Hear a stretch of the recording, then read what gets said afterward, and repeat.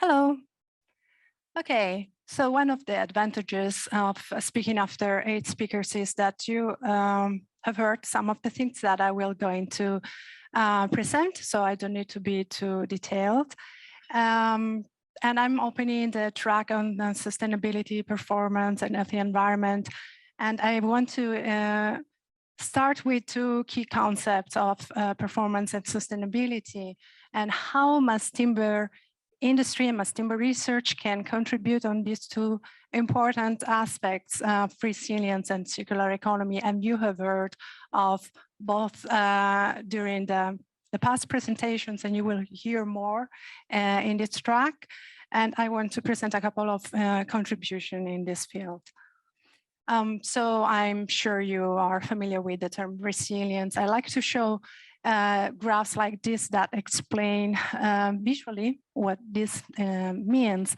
So basically the capability of a system, and it can be any type of system, natural environment, built environment, to prepare for, adapt to disruptive changes, and then withstand and recover rapidly from this disruption. So you see, we have a performance that drops after disruptive events, and then resilience measures somehow how low the performance goes, and also fast and how rapidly it goes back to the and recover.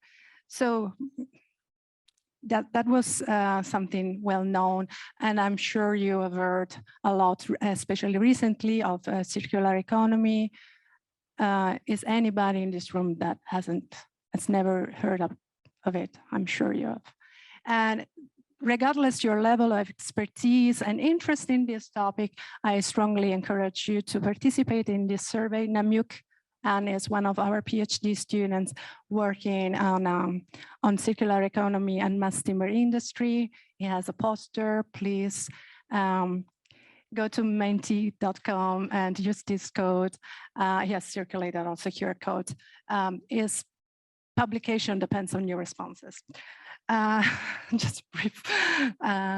So now, based on this introduction, I want to present 2 different projects, but they are quite connected in terms of these 2 topics, resilience and circular economy. The first one has been funded by USDA Forest Service through the Wood Innovation Grants Program, and the TDI was one of the supporting partners. We have also industrial partners, Wagon Timbers, Rotoblast, Andersen Construction, and SMT Research.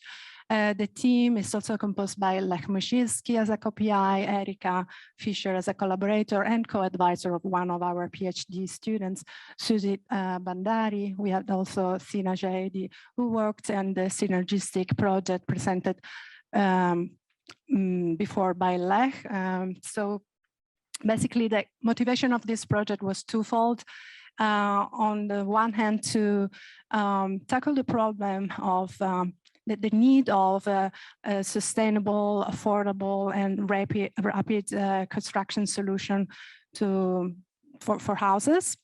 And on the other hand, increasing the resistance of forests to fire by providing other better and more profitable market outlets for lumber, which is removed from the forest with forest restoration programs. And as Lech was showing, we have identified ponderosa pine as one of the main wood species coming from these restoration programs in the Pacific Northwest.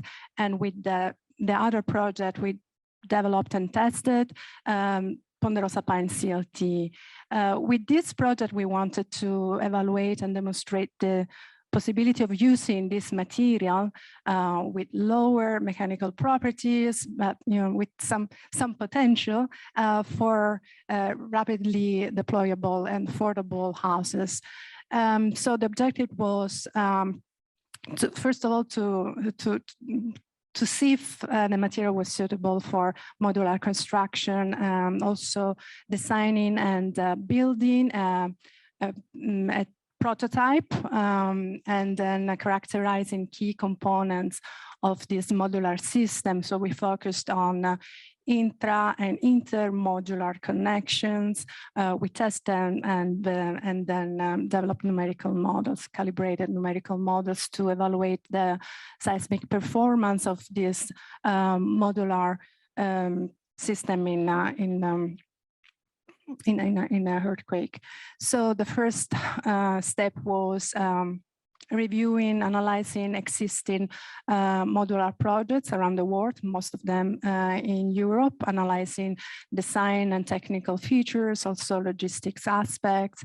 Based on this analysis, we developed our own design approach, which is mainly based on a design for manufacturing assembly approach. So trying to consider also possibilities and limitations of the local supply chain.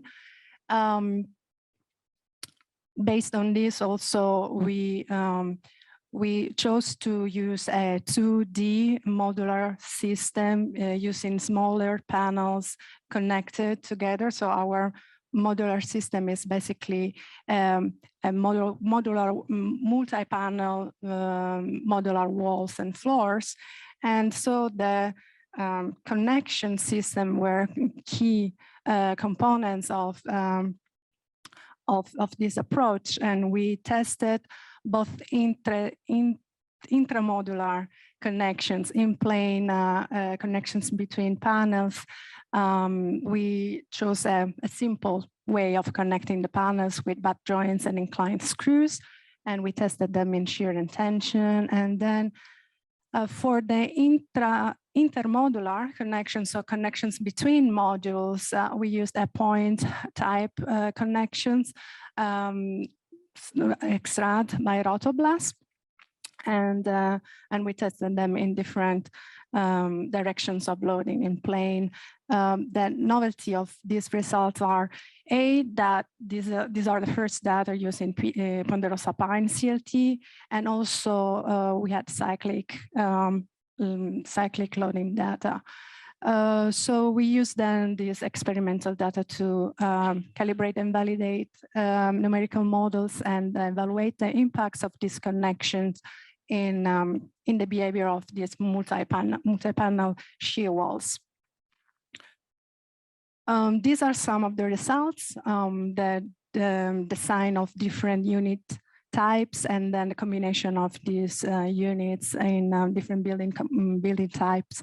Then we went to the implementation phase of the prototype with more detailed design of a studio unit.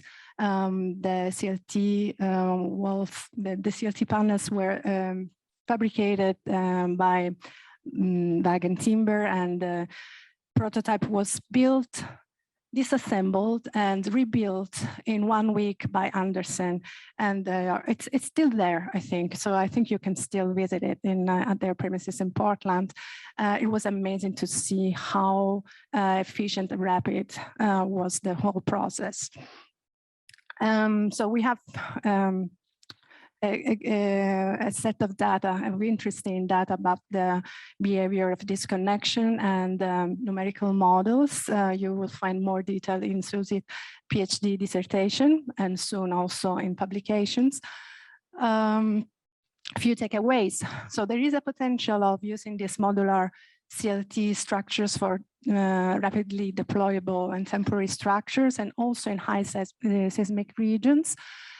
This approach of 2D flat pack multi-panel modules using narrower panels and its approach of design for manufacturing and assembly really allowed to quickly produce and build this unit. And then the connections that were used were suitable for low-rise modular CLT construction in seismic regions. And this multi-panel shear walls module their behavior really depends on the spacing of the screws, so either as single walls or coupled walls. Now, moving to a different project, So this is funded by the ARS grants. In the team, we have also Andre Barbosa and Lech Muzicki as co-PI. Esther Baz is one of the PhD student and some of my co-author of the proposal. Ryan Longman participated in the development of the experimental design, has already graduated, and now we have Jake Gage, who is collecting and analyzing data and developing the models and presenting one of the posters. Gabriele Granello is an external collaborator who was in the team of researchers who developed the system that is the object of this study, which is the post-tensioned rock and shear walls that I think you are all familiar with. So it's a resilient lateral force resisting system, which thanks to the presence of these post-tensioned tendons or rods into the mass timber panels, allow to accommodate the seismic demand with this controlled rocking and this recentering capacity. Now, this behavior is possible if the tension forces in the tendons are kept at the level, at the design level. The problem is that wood is a viscoelastic material. That means it deforms over time under sustained loads. And despite the fact that the developers of the design guidelines in New Zealand for this system took into account tension losses, and there are different moments where these losses happen immediately during installation, during a short period of time, and during the whole service life of the building. Well, we have observed in our own building in PVOL and also in other data from monitored post-tensioned mass timber buildings that in general the level of loss is higher. And so there is really a need to develop better design tools, more data. So this is what we are doing. We are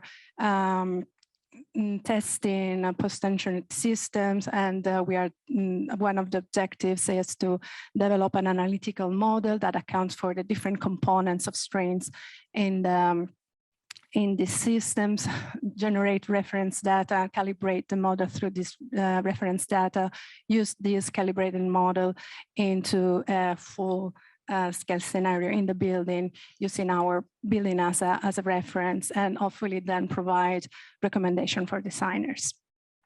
So the research methodology is really a multi-scale, follows a multi-scale approach. From the material scale, we are testing CLT and MPP post-tensioned panels, both in a varying and in a constant climate environment.